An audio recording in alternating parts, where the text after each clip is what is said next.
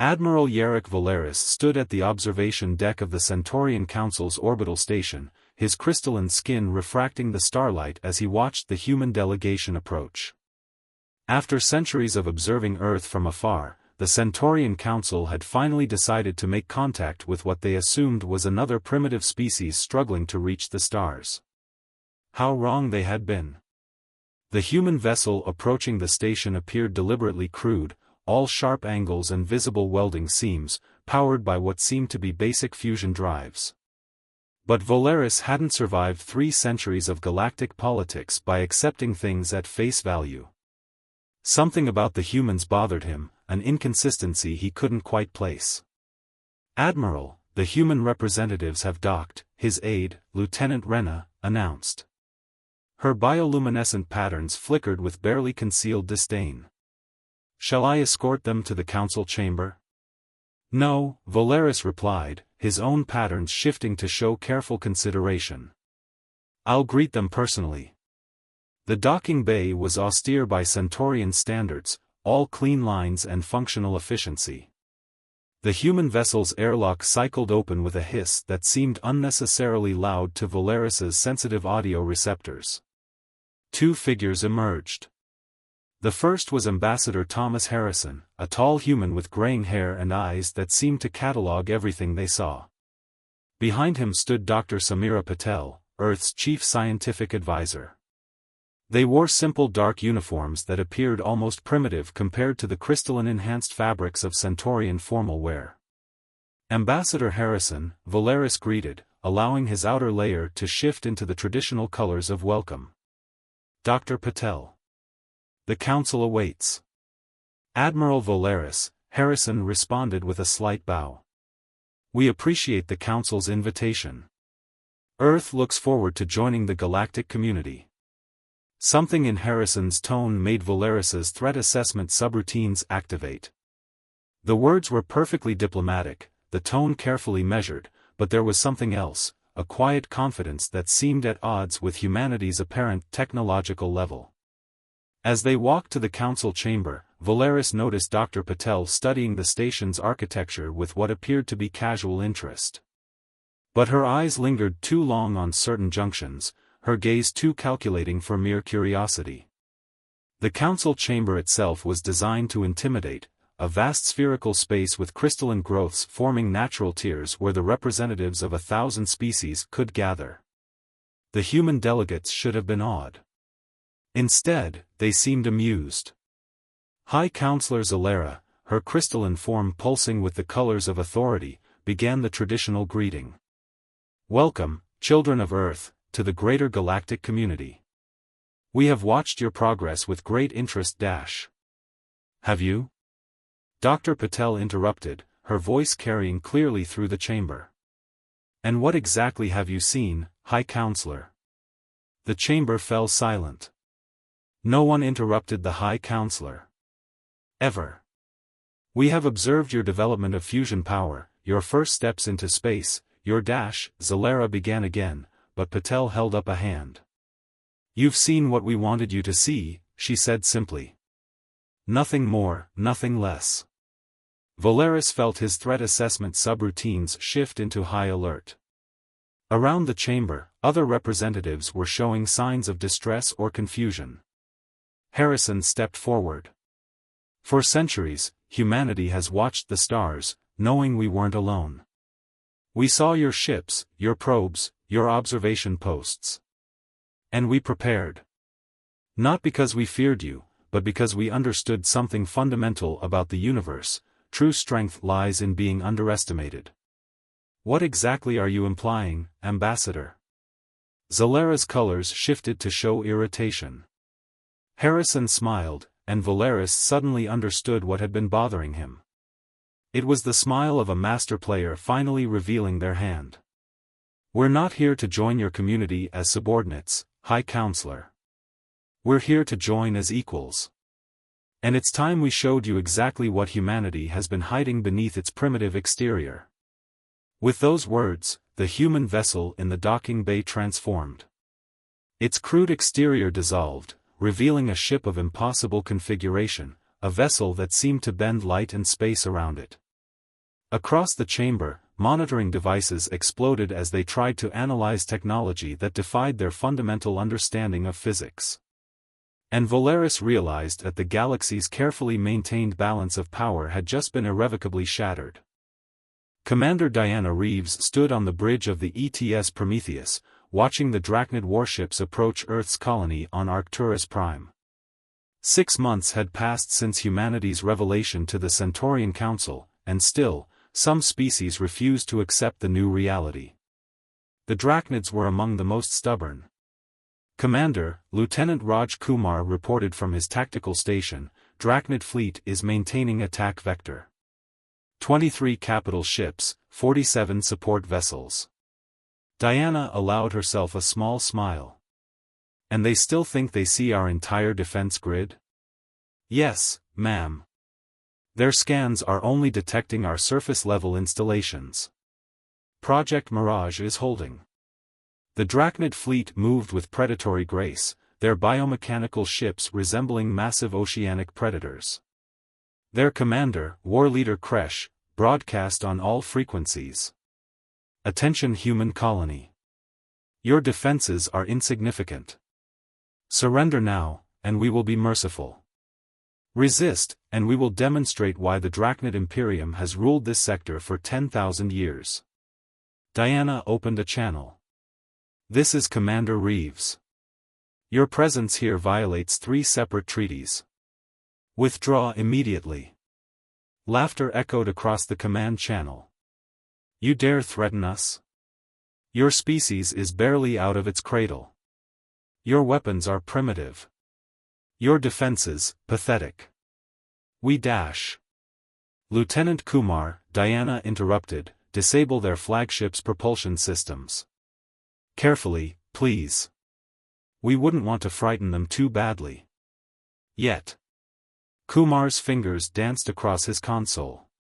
Beneath the Prometheus's false exterior, quantum-scale machines awakened. Reality rippled. The Drachnid flagship suddenly stopped, its massive form hanging motionless in space. Warning signals flashed across their tactical display as the enemy fleet realized something was very wrong. What is this? War Leader Kresh's voice had lost its arrogance. What have you done? We've done exactly what we warned you about, Diana replied calmly. Your sensors detect a primitive colony defended by outdated technology because that's what we wanted you to see. Would you like to see what's really here? She nodded to Kumar. Deactivate Project Mirage. Sector 3 only. The space around Arcturus Prime seemed to shift, like a veil being lifted. Where the Drachnids had seen scattered defense platforms and a small planetary shield, now stood rows of quantum phase towers, their crystalline structures defying conventional physics. Orbital rings of dark matter generators created defensive fields that could redirect entire stars if necessary. Impossible, Kresh whispered. Our intelligence, our scans, were exactly as accurate as we allowed them to be, Diana finished. Humanity learned long ago that the best defense isn't just strength, it's making your enemies underestimate you until it's too late. The Drachnid fleet began to retreat, but Diana wasn't finished. One more thing, War Leader. A demonstration, to ensure this lesson sticks. She nodded to Kumar again. The Prometheus's false shell dissolved, revealing its true form, a vessel of living metal and quantum fields, more akin to a piece of sculptured spacetime than a conventional starship. The Drachnid fleet fled in panic, their mighty warships suddenly seeming obsolete and fragile. As they vanished into hyperspace, Diana opened a channel to Earth Command. Threat neutralized. Operation Paradigm Shift proceeding as planned. The response came from Admiral Chen himself. Well done, Commander. How did they take the revelation? Diana smiled. Like all bullies when they discover their target isn't as helpless as they thought. They ran. The Galactic Concordat's emergency session hummed with tension as Ambassador Raven Sterling took the podium. Representatives from 1,000 species filled the ancient chamber, their varied forms all showing signs of stress or fear. "Let us be clear," Raven began, her voice carrying easily through the vast space. "Humanity did not wish for this confrontation. We spent centuries preparing not because we wanted war, but because we understood a fundamental truth about the galaxy: peace through strength is the only peace that lasts." The Drachnid representative, still shaken from their fleet's encounter at Arcturus Prime, rose to object. "You deceived us. Your technological capabilities were hidden." Raven raised an eyebrow. "Of course they were. You gave us no choice. From the moment your observation posts detected Earth, your species and others categorized us as primitive, as potential servants or subjects. Never as equals." The chamber erupted in protests, but Raven continued, her voice cutting through the chaos. "We watched as you exploited other emerging civilizations. We saw how you treated species you deemed inferior. And we decided that humanity would not share their fate." High Counselor Zalara's crystalline form pulsed with agitation. "The Concordat has maintained peace for 10,000 years. Your actions threaten that peace. Do they?" Raven pulled up a holographic display, showing footage from 100 worlds. "These are the civilizations your peace has forgotten. The species deemed too primitive to protect, too weak to matter. We've been helping them, in secret, for centuries." The images showed supposedly primitive worlds with hidden quantum technologies, defensive systems that matched humanity's own.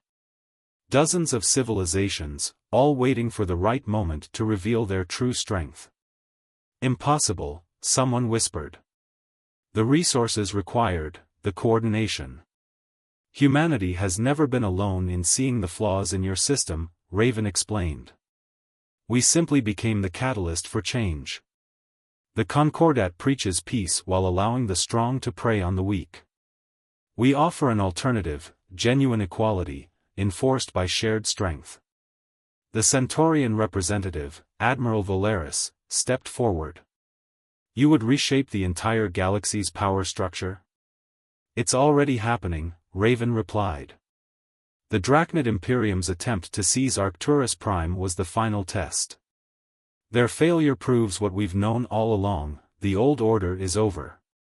The era of predator and prey among the stars is done." She gestured, and the holographic display shifted, showing the true extent of human influence throughout the galaxy. Hidden quantum networks, advanced AI systems, technologies that the Concordat's oldest races had deemed impossible. "We offer you a choice," Raven concluded. "Join us in building a genuine partnership of equals, or cling to your old hierarchies and watch them crumble. The galaxy is changing. The only question is whether you will change with it." The chamber fell silent as the implications sank in. Humanity hadn't just hidden its true strength, it had been quietly reshaping the galaxy for centuries, preparing for this very moment. The age of underestimation was over. The age of genuine cooperation, enforced by shared power, was about to begin. Ripples across the stars. Dr. Shin Yamoto stood before the quantum interface, watching as data streams from across the galaxy painted a picture of transformation. As Earth's chief of xenological relations, he had the privilege, and burden, of monitoring how different species were adapting to humanity's revelation. "Report from the Andromeda sector," his AI assistant, Nova, announced.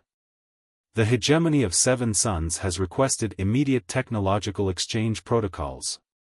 Shin smiled. The hegemony had been among the most dismissive of humanity's potential. Now they couldn't integrate human innovations fast enough. "And the refugee situation?" he asked, bringing up holographic displays of various crisis points across known space. "Improving," Nova replied. "The quantum shield networks we provided to the Kalari settlements are holding against Drachnid raids. Their evacuation ships should reach safe harbor within 20 standard hours." A notification flashed, priority communication from the Centaurian Council.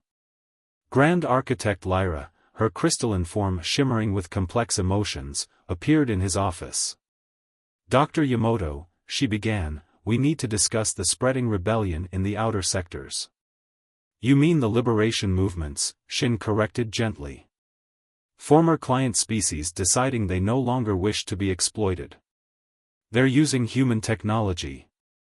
Quantum shields, dark matter generators, AI systems that shouldn't even be possible." Lyra's colors shifted to show frustration. "You're destabilizing the entire galaxy." "No," Shin replied, "we're balancing it. Every species we've helped had the potential for these advances. They just needed someone to believe in them, to show them what was possible." He brought up another display, showing the dramatic changes in trade routes, political alliances, and technological exchange across known space. The old hierarchies were dissolving, replaced by networks of mutual cooperation and support. "The galaxy is reordering itself," he explained. "Not through conquest or dominance, but through shared empowerment." "Isn't that better than the previous system of predator and prey?" Lyra's form pulsed with resignation. "Perhaps. But the cost? Change always has a cost. The question is whether the result is worth it." A new dawn. 1 year after humanity's revelation, the Great Conclave gathered on neutral ground, a massive space station constructed through joint effort of 20 former rival species. Captain Amara Santos watched from the Prometheus's bridge as ships from across the galaxy arrived, their designs reflecting the rapid integration of shared technologies. "Quite a sight, isn't it?" Admiral Hassan remarked, standing beside her. 1,000 species, gathering not as masters and servants, but as equals. "Some came more willingly than others," Amara noted, watching a Drachnid diplomatic vessel dock. Its biomechanical hull now incorporated quantum field generators, a concession to the new reality.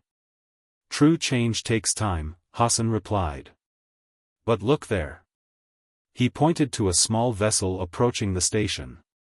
Its design was simple, almost crude, much like humanity's ships had appeared just a year ago. But Amara's quantum sensors detected sophisticated technology beneath the basic exterior. "The Nexari," Hassan explained. "A species the Concordat classified as primitive 3 cycles ago. They've been hiding their true capabilities, just as we did. Waiting for the right moment. How many more are out there?" Amara wondered. How many species are still hiding, still preparing? That's why this conclave is so important. To show them they don't have to hide anymore. Inside the station, Ambassador Sterling stood before the gathered representatives. The chamber was different from the old Concordat Hall, designed for equality rather than intimidation, with all species seated at the same level. 1 year ago, she began, humanity revealed its true nature to the galaxy. Not to dominate, but to break a cycle of domination that had lasted for millennia. Today, we gather to formalize a new compact between species. The holographic displays showed the changes, former client races now standing as equals, technological exchange flowing freely, cooperative defense networks protecting the formerly defenseless. "The age of deception is over," Raven continued. "Not just for humanity, but for all species who felt they had to hide their true potential. Today, we begin an era of genuine cooperation, where strength is measured not by dominance over others, but by how we lift each other up." As if to punctuate her words, the Nexari vessel outside transformed, shedding its crude exterior to reveal sophisticated technology that rivaled humanity's own. More ships followed suit, dozens of supposedly primitive species revealing their true capabilities. Captain Santos smiled as she watched. The galaxy was changing, not through force or conquest, but through the simple act of showing others they no longer had to pretend to be less than they were. The age of underestimation was truly over. The age of collaboration had begun.